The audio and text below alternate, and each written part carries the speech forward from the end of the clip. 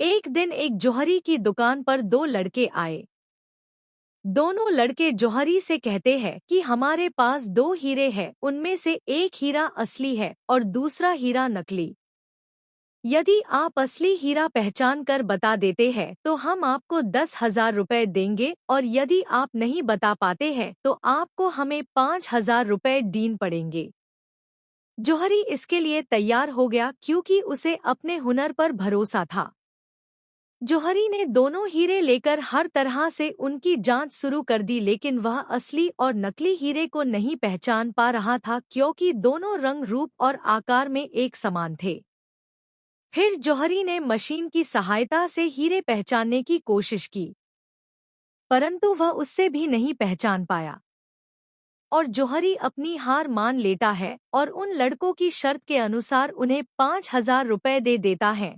लड़के खुश होकर जाने ही वाले थे, तभी वहां कोने में बैठा हुआ एक बूढ़ा आदमी उनसे उन हीरों की पहचान करने को बोलता है। दोनों दोस्त हंसते हैं और कहते हैं कि जब इतना बड़ा जौहरी हीरे की परख नहीं कर पाया तो आप अंधे होकर उन हीरों की पहचान कैसे कर लोगे।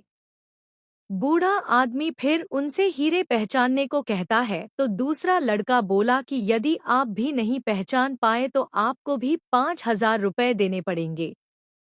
बूढ़ा आदमी इस बात के लिए तैयार हो जाता है।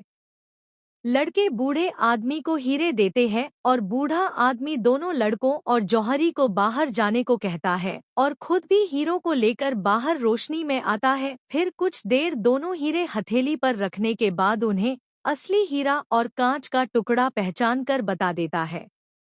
लड़के और जौहरी सब अचंभित हो जाते हैं। फिर दोनों लड़के उस बूढ़े आदमी से पूछते हैं कि बाबा, आपने हीरे और कांच के टुकड़े में अंतर कैसे किया। तब बूढ़ा आदमी उन्हें बताता है कि मैंने दोनों हीरों को अपनी हथेली पर कुछ देर सूरज की रोशनी में रखा। जो कांच का टुकड़ा था वो गर्म होने लगा और जो असली हीरा था वो गर्म नहीं हुआ। इससे मुझे पहचान हो गई कि यही असली हीरा है।